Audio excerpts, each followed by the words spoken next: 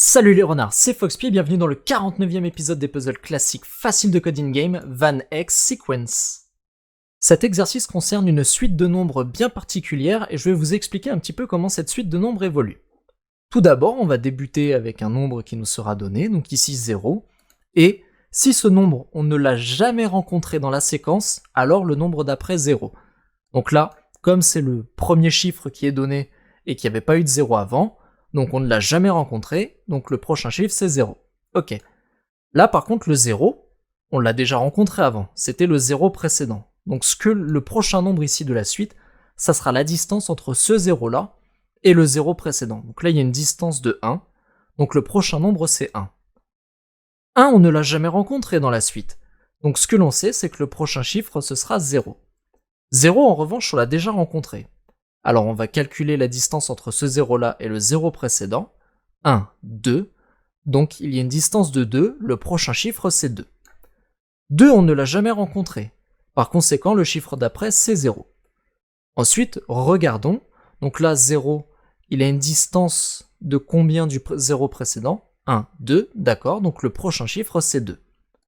Regardons ici, 2 on l'a déjà rencontré. Donc on va calculer la distance entre ce 2 là et le 2 précédent. 1, 2, il a une distance de 2, donc le prochain chiffre c'est 2.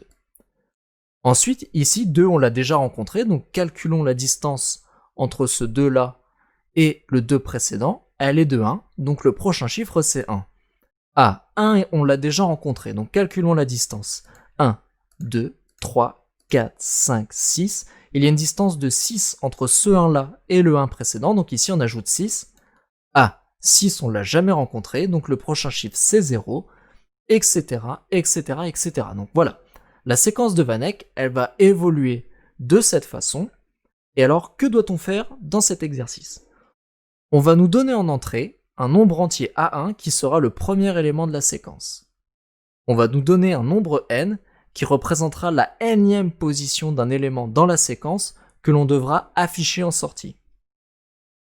Et enfin, on va avoir en sortie ici, voilà justement le nème élément de la séquence.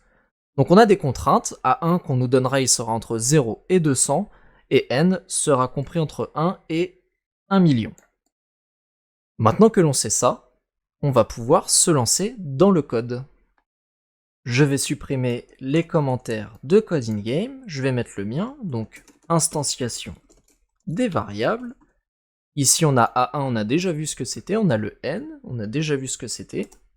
Je vais ajouter un dictionnaire number position qui va contenir en mémoire la position de nos nombres, et je vais créer une variable old A1 qui retiendra en mémoire l'ancienne valeur de A1. C'est parti, donc là on va s'attaquer à notre séquence, et pour ça on va faire aller i de 0 à n-1. Donc i va aller, si on nous donne n égale 100, i ira de 0 à 99. Le nème élément, ça sera le centième, mais il sera calculé dans cette boucle-là en fait. Donc, si on n'a jamais rencontré le nombre, le prochain terme est 0. C'est ce que l'on a vu dans l'énoncé. Donc pour ça, if not a1 in number position.keys, en effet, number position, ça sera un dictionnaire dont les clés seront les nombres, et les valeurs associées à ces clés seront la position de ces nombres dans la séquence, notamment la position de la dernière fois qu'on a rencontré ce nombre dans la séquence. Donc manifestement, si A1 n'est pas dans les clés de number position, c'est qu'on ne l'a jamais rencontré, donc on va pouvoir l'ajouter à notre dictionnaire. Number position crochet A1 est égal à i, et A1 hop, est égal à 0. En effet, notre prochain A1 que l'on va étudier, le prochain nombre, eh bien, il sera égal à 0 puisqu'on a vu que quand on rencontrait pour la première fois un chiffre qui n'était pas dans la séquence, alors le chiffre d'après est un 0. Et mon A1, c'est lui qui va évoluer au fur et à mesure de la séquence ici. Alors, ça c'est pour le if. Sinon, le prochain terme est la position actuelle moins l'ancienne position du terme déjà rencontré. Alors, On place notre sinon, je vais mettre un petit espace ici pour aérer le code. Donc, l'ancien A1 sera égal à number position de A1. Autrement dit, on garde en mémoire l'ancienne position de A1.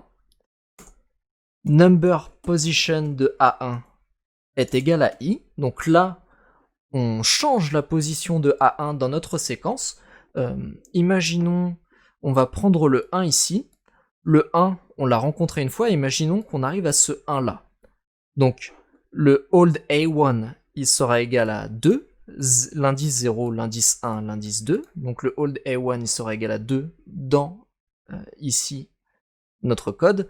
Et enfin, number position de A1 sera égal à I. Donc là, on reprendrait 0, 1, 2, 3, 4, 5, 6, 7, 8. Sa nouvelle position pour le 1 serait égale à 8 dans le dictionnaire. Et on calcule notre nouveau A1. Donc ici, c'est la distance entre les deux nombres. Donc ça sera I moins l'ancien A1.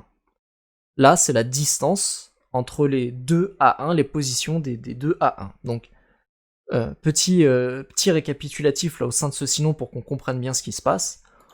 On retient en mémoire la position de l'ancien A1.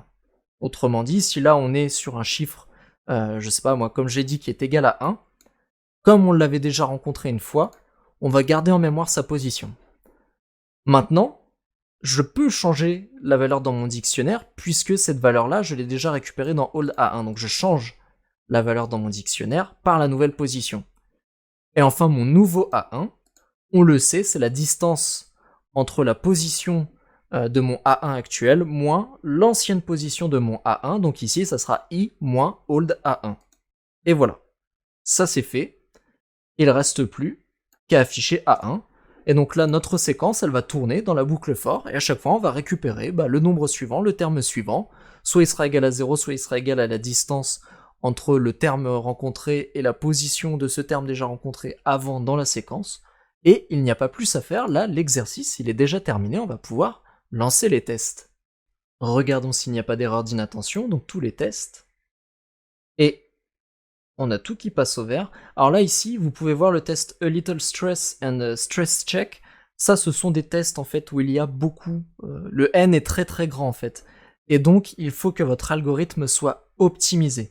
Parfois, vous pouvez avoir bien codé le calcul de la séquence, c'est-à-dire que votre algorithme est bon, cependant, il est trop lent pour cet exercice. Il faut que votre algorithme soit plus optimisé, c'est peut-être ce qui vous manque. Donc là, c'est le cas. Là c'est le cas, là c'est bon, ça passe, l'algorithme il est optimisé, mais si ça se trouve dans votre code, si jamais vous n'avez pas réussi à le faire, eh bien c'est tout simplement que votre algorithme est bon mais trop lent, donc il va falloir le modifier un petit peu pour l'optimiser. Et donc là, comme vous le voyez, c'est un 100%, l'exercice est résolu. Comme d'habitude, je vous invite à aller voir le code de la communauté, je le répète, je n'ai plus trop de temps pour faire de la revue de code de communauté puisque j'étudie plein de choses en ce moment, et qu'entre la chaîne, mes études, etc., c'est du temps que je grappille, en fait, pour pouvoir essayer de faire un petit peu tout en même temps. Mais, comme d'habitude, je vous invite à aller regarder le code de la communauté, c'est toujours très instructif, vous pouvez apprendre des petites astuces qui vous permettront de mieux vous en sortir par la suite. En tout cas, je vous en remercie d'avoir suivi cet épisode, et puis à très bientôt. Merci à toutes et à tous d'avoir suivi ce 49e épisode des puzzles classiques faciles de Coding Game. Si cet épisode vous a plu, n'hésitez pas à le liker et éventuellement à le partager. Si vous avez des retours à me faire, vous pouvez me laisser un petit commentaire. Abonnez-vous à la chaîne pour en suivre l'actualité. Dans l'épisode 50, nous verrons Benford's Law, mais d'ici là, soyez malins comme un renard.